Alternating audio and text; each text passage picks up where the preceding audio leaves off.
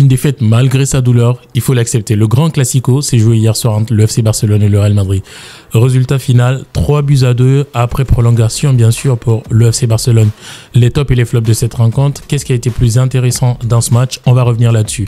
Salut à toi, bienvenue dans ce débrief. On va faire un débrief à froid de ce qu'on a vu de cette rencontre d'hier. Très intense, un match de très haut niveau. Je pense que le classico a respecté toutes ses promesses malgré quelques critiques autour de l'arbitrage. Alors on le sait, cet arbitre, il est humain les gars. Il a reçu énormément de pression et c'était normal hier qu'il fasse quand même quelques petites erreurs. Et moi, franchement, je ne porterai pas de jugement sur cet arbitre parce qu'il a donné tout ce qu'il a pu. C'est vrai que les gens vont invoquer le fait qu'il a peut-être pris beaucoup de décisions favorables au Real, ce que moi j'ai vu. Mais je pense qu'il a eu énormément de pression et c'est ce que je vous disais dans ma précédente vidéo. Toutes ces pressions qui se faisaient sur les réseaux sociaux autour de l'arbitre, c'était pour l'amener à prendre des décisions, soit en la faveur du Real ou du Barça. Et c'est ce qui s'est passé hier. Le Real a profité en partie, même le Barça aussi. Quelques erreurs d'arbitre, on reviendra là-dessus. On va parler de ce classique. On a vu hier le Real qui a sorti toute l'artillerie. Le Real est revenu avec un classement complètement différent. Ce qui m'a percuté dans cette rencontre dans un premier temps, c'est la composition de Carlo Ancelotti.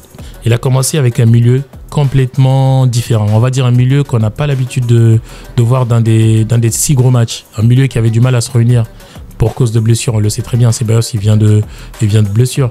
Du coup, il avait tous ses 4 milieux de terrain.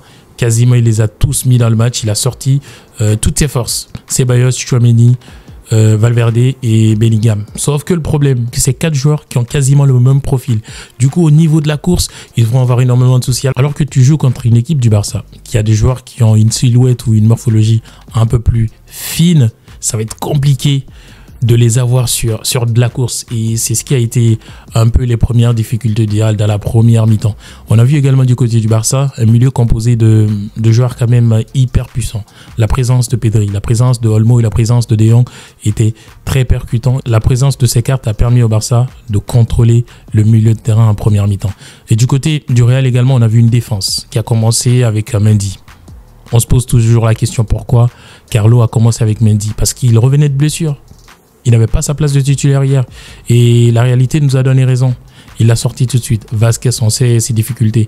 La défense, elle n'a pas trop causé problème au niveau de la composition. De toute façon, il n'y avait pas trop de choix à faire. Il y avait Vasquez à mettre et puis voilà. Au niveau du Barça, il y avait une défense qui manquait d'Alexandre Balde qui aurait pu profiter au Real. Mais malheureusement, le Real n'a pas saisi cette opportunité. Vu que cette équipe du Barça, dans les 45 premières minutes, a dicté tout simplement, a fait une démonstration de force dans la possession du ballon au Real de Madrid pendant la première mi-temps. Mais il faut ressortir un point très important. Carlo, il a joué une première mi-temps hyper tactique. Il a mis un système hybride 5-4-1 à la perte du ballon et un 4-4-2 lorsque le Real récupère le ballon. C'est ce qui nous a permis de limiter la casse pendant la première mi-temps. Mais les gars, je vous l'ai dit, le Real a un milieu de terrain hyper lourd à déplacer. Donc c'est compliqué de suivre les joueurs du Barça sur les courses. C'est ce qui s'est passé d'ailleurs sur les premières occasions du Barça. Le centre de Rafinha dans la surface qui a été stoppé net par Valverde.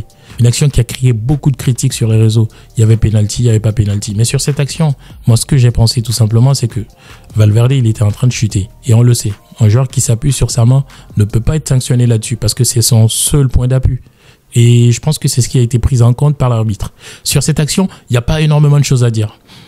On la laisse passer. On a joué cette première mi-temps comme ça. Le Barça a inscrit son premier but sur une frappe missile de Pedri. Le Real n'a pas pu tout simplement montrer grand-chose pendant la première mi-temps. Puis on est parti au vestiaire, on est revenu. On a vu un Real Madrid complètement différent. Les remplacements de Carlo ont permis à cette équipe de retrouver un élan et surtout de s'exprimer offensivement. Avec l'entrée en jeu de Mbappé, l'entrée en jeu de Modric et de Arda Güler a permis à cette équipe de pouvoir en fait retrouver de l'élan et surtout ça a réveillé des joueurs parce que Vinicius, il a commencé à créer des occasions. Mbappé justement, son entrée a fait reculer un peu cette équipe du Barça. Le Real a réussi à sortir, à posséder le ballon. Et surtout, j'ai retrouvé un autre Bellingham dans cette deuxième mi-temps. Et c'est ce que Carlo peut-être a essayé de mettre en place. Après, on ne peut pas lui demander de leur mettre tous pendant la première mi-temps parce qu'on a vu ce que ça nous a donné depuis les précédents matchs contre le Barça. Donc c'était une tactique bien réfléchie, ce qui a bien marché. Ce qui a bien marché parce que le Real a réussi à revenir à la marque. Coup franc majestueux de Mbappé. Le but de Tchouaméni, c'est des choses qu'on ne peut pas oublier dans la deuxième mi-temps. Et on a cru que pendant les 15 dernières minutes, c'était fini, le Real allait pouvoir s'imposer. Mais il y a encore des erreurs défensives au sein de cette formation. Rudiger qui ne suit pas. Courtois qui fait des erreurs. Il y a énormément de petites défaillances hier qui ont fait perdre le Real tout simplement. Des erreurs cumulées de Rudiger, de Courtois les erreurs sur le troisième but de Modric, de Brahim et aussi de Courtois dans son placement ont amené cette équipe tout simplement à perdre cette finale d'hier.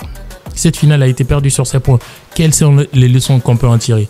Moi, je pense très sincèrement qu'il faut commencer à se poser les vraies questions. Premièrement, c'est quoi le plan de jeu du Real?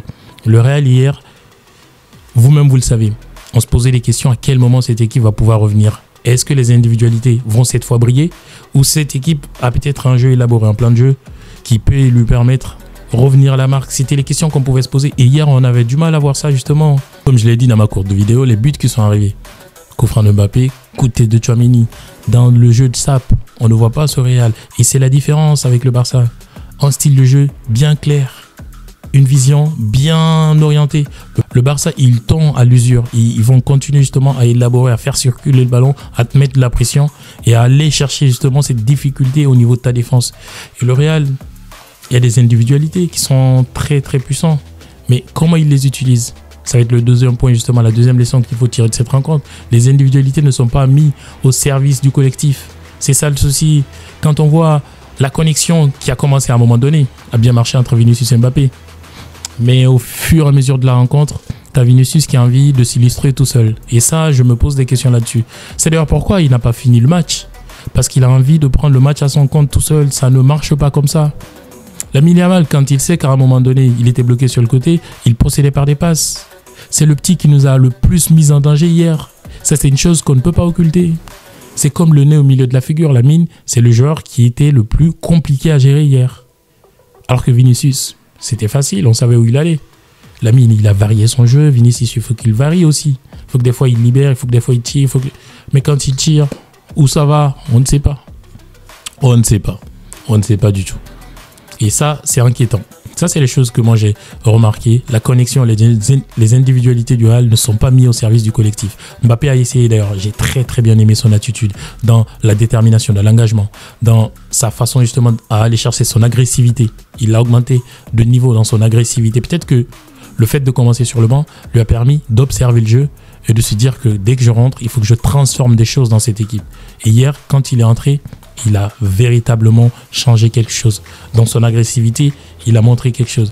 Il va falloir que cette connexion se retrouve. Ces individualités-là soient mises au service du collectif. C'est la différence entre le Real et le Barça. Il y a des individualités fortes, mais qui jouent pour le collectif. On ne prive pas les attaquants. C'est vrai que Rafinha, sur 2 ballons, il a tiré à côté. Mais on ne prive pas les attaquants quand ils sont mieux placés. C'est la règle du football. Il faut respecter le jeu. Le Real ne le fait pas. Le Real ne le fait pas. Ça, c'est une réalité tout simplement. Plus d'ordre structurel, le Real cette saison s'est mis en danger tout seul. Quand ils ne l'ont pas recruté, on le sait. Que le Real allait avoir des problèmes tout simplement. Déjà au niveau de la défense, il nous faut un nouveau défenseur, ça on le sait. La blessure d'Eder Militao, on ne s'est pas posé la question pendant l'intersaison pour aller recruter. Je pense qu'ils se sont entêtés et c'est la réalité qui leur est retombée sur le visage tout simplement. Au niveau du latéral, il manque un joueur. Un attaquant de pointe, je sais pas moi, qui peut fixer. Il nous faut un qui va concurrencer Mbappé. On ne peut pas jouer dans une équipe sans concurrence. C'est pas possible. Et c'est ce qui a manqué au Real. Il y a aussi dans l'organisation de la saison, dans la rotation des joueurs cette saison, Carlo, il a fait énormément de choses qui ne sont pas convenables, qui ne sont pas normales. Comment il a utilisé Arda, comment il a sous-estimé le petit, comment il a sous-estimé les jeunes joueurs du Real, tout simplement. Il aurait dû les mettre en confiance. Même le petit Fran Garcia, il aurait dû plus les mettre en confiance. C'est pas ce qu'on a vu. C'est pas ce qu'on a vu. Ça, c'est les choses justement qui ont amené le Real à perdre. On va parler des tops et flops de cette rencontre. Les tops pour moi, les joueurs qui ont percuté, qui m'ont émerveillé, qui ont fait briller hier, qui m'ont fait aimer le football, les gars. J'ai envie de m'arrêter sur la performance de 2 joueurs du Real. Ou je dirais encore pour élargir la liste, 3 joueurs. En 1, Bellingham, les gars. Bellingham m'a sorti un match de patron, de grand garçon, un match de guerrier, d'éléphant, gros baroudeur. Il a effectué des tacles, il a effrayé le milieu du Barça, il a contrôlé le milieu, il a changé les côtés, il a redonné de l'agressivité au milieu. Bellingham, qu'est-ce que tu nous as sorti hier? Grosse masterclass, performance catastrophante, performance éléphantesque. C'est tout simplement magique ce qu'il nous a fait. J'ai envie de revoir ce Bellingham. Je veux qu'il reste au Real. Je veux qu'il continue à prendre cette ampleur, cette puissance, cette montée. Regardez-moi également le gros match que m'a sorti Tchouaméni. Mais ce mec, il est à respecter, c'est un patron, c'est un éléphant, je sais pas ce qu'il a fait. Il est trop fort. Il est trop fort, il est trop fort dans l'agressivité, il est trop fort. Il était là, les tacles qu'il a effectués, même le tacle qu'il a mis sur Olmo, c'était pour l'impacter, c'était normal. Et Tchouaméni, il s'est amélioré, il fait le dépassement de fonction dont on parlait. Hier, il l'a prouvé. Avant, il ne marquait pas des buts de la tête, aujourd'hui, il le fait. Là, il s'arrache et c'est ce qu'on aime chez lui. Il a eu une bonne note dans les notes qui ont été attribuées aux joueurs. Il a eu 7, Bellingham a eu 7. Et de l'autre côté, les gars, j'ai envie de remercier le match de Fran Garcia. Moi, je pense qu'il a très très bien joué. Fran Garcia sur le côté gauche, je ne sais pas si je pense comme tout le monde, mais moi je pense que sa présence, c'était déjà lui qui devait commencer le match. Mais heureusement que la réalité nous a permis qu'il joue. Et il a très très bien géré le petit Yamal. Alors la défense n'a pas été très bonne, mais Fran Garcia, franchement sur le côté, il a privé Yamal. Parce que même quand il se faisait dribbler, il revenait. Et ça, c'est important. Ça, c'est très, très important. Alors, les flops de la rencontre, tout simplement, on va s'arrêter sur le non-match de certains joueurs du Real, tout simplement. Le non-match de Rodrigo, j'ai pas trop compris, je l'ai pas trop compris, je l'ai pas trop capté. C'est vrai qu'il avait des tâches défensives, mais peut-être qu'il pouvait faire un peu mieux. Le non-match également de Rudiger, les gars. Je comprends pas ce mec. Je pense qu'il a encore des pénuries ou, je sais pas, des insuffisances défensives incroyables. Déjà sur cet appel en profondeur de Ferran Torres, moi je veux bien que vous accusiez le gardien de but qui a fait une mauvaise sortie. Mais Rudiger, qu'est-ce qu'il fait de la profondeur? Comment il la gère? Pourquoi ils ne prennent pas les infos? C'est incroyable.